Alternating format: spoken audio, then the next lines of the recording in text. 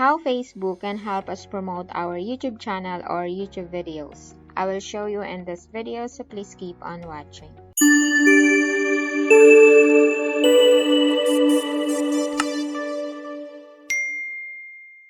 Hey everyone! Welcome back to my channel. It's me again, Teresa, and in today's tutorial, gagawa tayo ng Facebook page para sa ating YouTube channel. This is a free strategy of promoting our YouTube channel or YouTube videos and getting traffic from Facebook to YouTube. I define traffic, guys, as a viewers. So kapag nag-post tayo ng video clips or mga photos ng ating YouTube content sa Facebook, and nilagyan mo yun ng link that leads to your YouTube channel, there is a possibility na makakuha tayo ng viewers from Facebook to YouTube. Let's log into Facebook and let's go here. So, kapag pumunta tayo ng Facebook, dito sa left side, makikita mo tong pages. Click on that. And dito mo makikita yung page kung meron ka na minamanage na page. And here, dito ka makakapag-create ng new page. Click on that. And dito, makakapaglagay ka ng page information, ng category, ng description.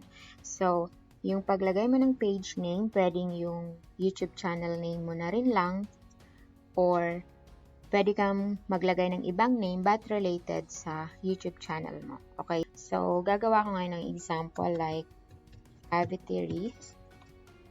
And dito sa category, for example, graphic designer or digital creator, yeah, you can put that one. You can add up to 3 categories. And dito sa description, so guys, sa paggawa nyo ng Facebook page, kunting advice lang, kapag gagawa kayo ng Facebook page, dapat i-prepare nyo na yung mga gagamitin nyo. For example, itong description. Kung may mga link kayong gustong ilagay sa Facebook page nyo, i-prepare nyo na siya.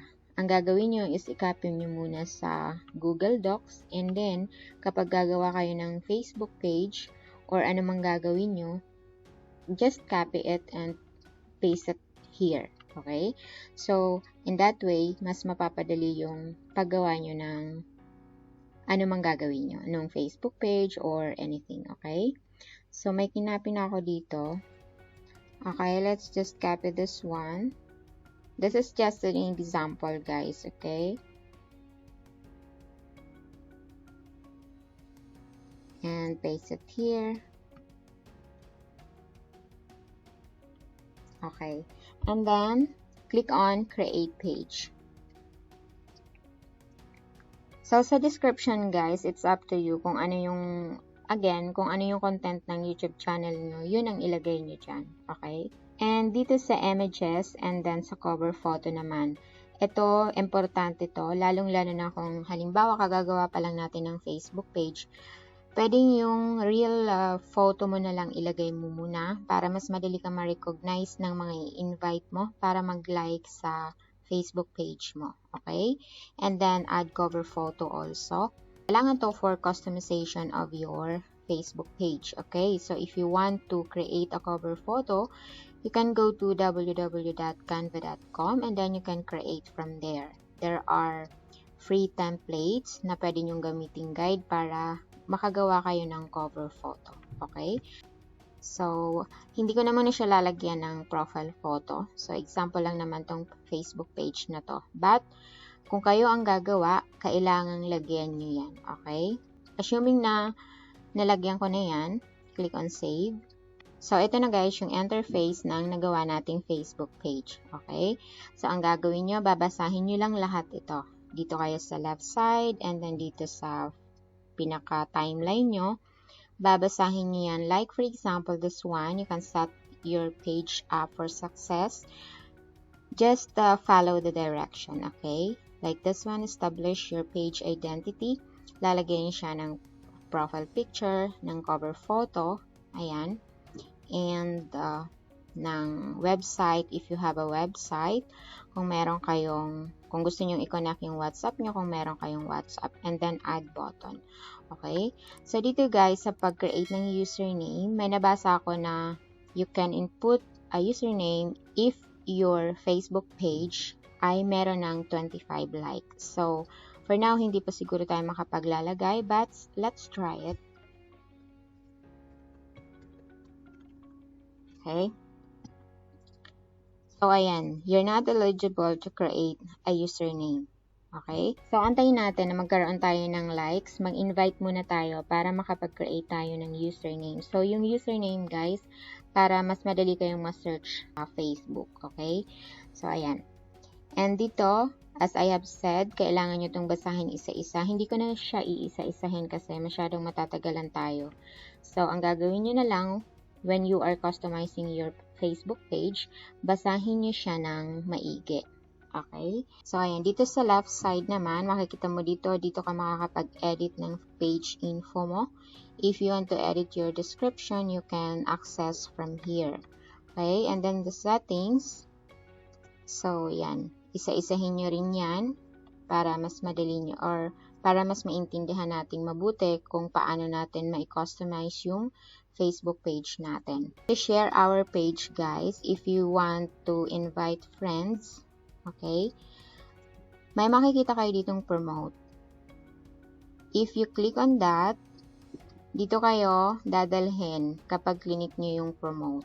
So, sabi dito automated ads. Automated ads, may pay siya. So, may bayad siya. So, hindi natin yan gagamitin. So, since na free strategy muna yung gusto natin, kailangan lang muna nating i-share sa ating mga Facebook account or sa Facebook groups yung page natin para magkaroon ng likes and para magkaroon ka ng audience sa mga ipopost mo dito sa Facebook page. Okay? How to share your Facebook page. Dito sa 3 dots, click on that and makikita mo to. Like, follow, share, create page, like a share page, invite your friends. Okay? So, if you click on share, ma-redirect siya sa personal Facebook account mo. And then, this is the preview. And then, you can add some captions para i-like nila yung Facebook page mo. That's how you can share. So, paano natin magagamit yung Facebook page natin para ma-promote yung YouTube channel natin? Dito guys sa add button, kung ginawa mo yung Facebook page para sa YouTube channel mo, dito sa add button, pwede mo siyang lagyan ng link ng YouTube channel mo. So, paano? If you click on add button, makikita mo tong mga choices dito. Okay? So, if you scroll down, makikita mo tong watch video. If you click on that, where's the best place for people to find your videos? So, anong ilalagay mo dyan? Ang ilalagay mo dyan is yung YouTube channel link mo. Meron ako dito naka-prepare na channel link. Example yung channel link ko. Copy. And i-paste natin dito. Okay? So, how you can copy the link and paste it here or share to your timeline. Meron ako ditong video kung paano siya i-copy. So, panoorin nyo po yan para malaman nyo kung hindi nyo pa alam kung paano mag-share or mag-copy link ng ating mga YouTube channel or YouTube videos. Alright? So, ayan. Click on save. And ayan. Andyan na yung watch video button.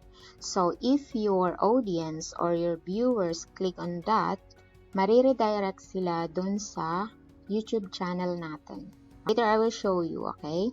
So, that's the basic, guys, on how you can create a Facebook page para sa ating mga YouTube channel. So, para makita nyo kung saan sila mapupunta kapag click nila tong watch video button, tahan natin yung isang Facebook page ko. Makikita nyo dito watch video. And under that, youtube.com. So, if you click on that, there you go. Sa channel nyo siya mapupunta. Linking your YouTube channel will help you para magkaroon ka ng audience or ng viewers from Facebook. So, in that case, kapag nakita nila yung YouTube channel mo and then naging interested sila sa mga content mo, madadagdagan yung views mo sa iyong YouTube channel or YouTube videos. Sa mobile naman guys, if we go to Facebook and mag-create tayo ng Facebook page, pupunta kayo dito sa 3 lines sa top right of your screen and nakikita nyo tong pages. So, dito makikita mo yung ginawa mong Facebook page. By the way, guys, this is one of my Facebook page also for my layout design. Kindly follow me if you want. Kasi gumagawa ako ng mga layout. So, kung interested kayo para sa layout design for birthday, for invitations, for christening, or tarpaulin, ganon. Ayan, nagli-layout ako. If you're interested, you can message me. Nagbenta na, no? Ayan. So, punta tayo dito sa ginawa natin. Avitheresetalk. Ayan. Ayan yung interface sa mobile ng Facebook page. Okay? You can, so, i-follow nyo tong important next steps na yan para sa pag-customize. Okay? So, if you accidentally click here, guys, sa Get Video Views, dito kayo mapupunta. So, as you can see, may mga prices dyan. Ignore nyo lang yan, okay? Kasi may bayad na yan. And in my understanding, kailangan nyo dyan gumawa ng Facebook ads. Okay? So, since free strategy yung gusto natin, wag nyo yung pindutin. And kapag gusto nyong i-share for free ang inyong Facebook page, under your Facebook page name, pupunta kayo dito sa More. And scroll down, under Grow Your Audience, dito ka makakapag-invite ng friends, ng makakapag-share and copy page link. Okay? If you tap on Share Page, ganito siya. Pwede mo siyang mai-share sa newsfeed, sa friends timeline, sa group, or your own Facebook page. Right? So, ayan. Sana naging malinaw tong tutorial na to sa inyo. If you have any questions, you can comment down below. I want to take this opportunity, guys, to thank sa isa kong viewers. She's from Thailand. Hello, Miss Barbs. Meron din siyang YouTube channel, travel vlog. Ilalagay ko yung name ng YouTube channel niya dyan. And gusto nyong itour niya kayo sa Thailand through her YouTube channel, you can subscribe to her. Magaganda yung content niya.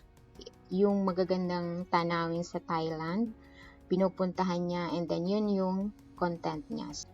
And nag-reach out siya sa akin. Natuto siya sa Canva because of my videos. So, nakakatuwa kasi kahit isa or dalawa lang maka-appreciate sa ginagawa mong content, may encourage ka na gumawa pa ng maraming content kasi merong isa or dalawang tao na gusto sa content mo or natututo sa content mo.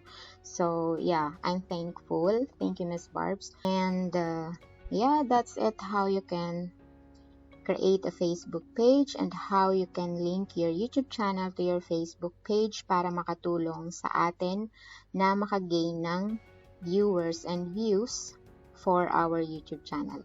Okay? So, you can try this free strategy, guys. And I hope na nakakuha kayo ng idea and naging helpful ang video na to sa inyo. Thank you for watching. See you on my next video.